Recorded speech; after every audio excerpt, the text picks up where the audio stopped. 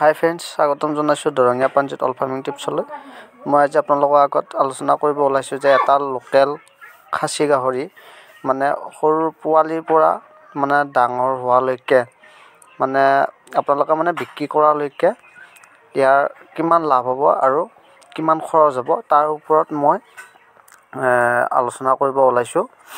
আপোনালোকে ভিডিঅ'টো স্কিপ নকৰাকৈ শেষলৈকে চাই থাকিব। এটা খাচী গাহৰি যদি আপোনালোকে পোৱালি অৱস্থাত মানে যদি আপোনালোকে পোৱালিটো যদি বেলেগৰ পৰা কিনি আনে, তেতিয়াহ'লে এটা পোৱালিত আপোনালোকৰ লোকেল পোৱালি এটাৰ দাম হ'ব 4,000 টকা। 4,000 টকা ল'ব।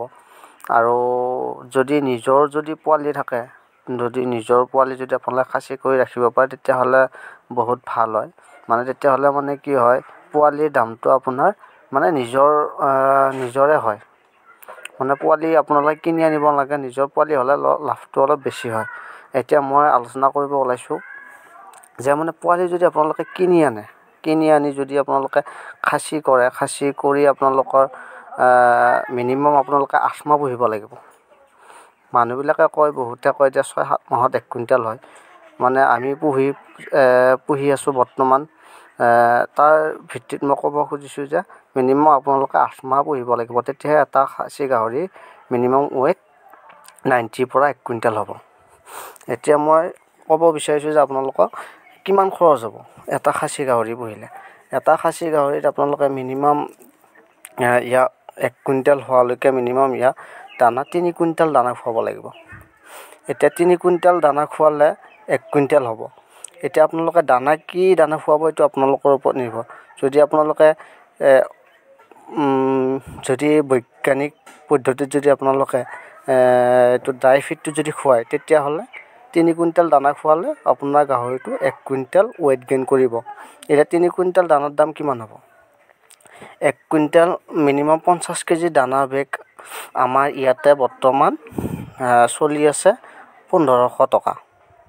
1,500 টকা চলি আছে আমাৰ ইয়াতে। এতিয়া আপোনালোকৰ তাতে কিমান চলি আছে, এইটো আপোনালোকে মোক কমেণ্ট যোগে আপোনালোকে ক'বচোন। আপোনালোকৰ তাত 50 কেজি দানাৰ বেগৰ দাম কিমান? মই ইয়াতে গডৰেজৰ দানাটো ধৰিছোঁ।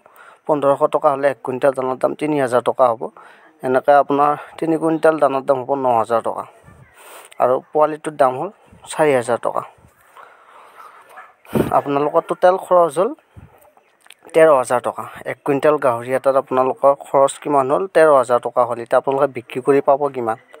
এতিয়া আপোনালোকে 1 কুইণ্টেল গাহৰি এটা যদি আপোনালোকে বিক্ৰী কৰিব যায়, তেতিয়াহ'লে গাহৰিটোত আপোনালোকে 20,000 টকা এটা পাব। আমাৰ ইয়াতে পাৰ কিলো 200 টকাকৈ দিয়ে বেপাৰীয়ে।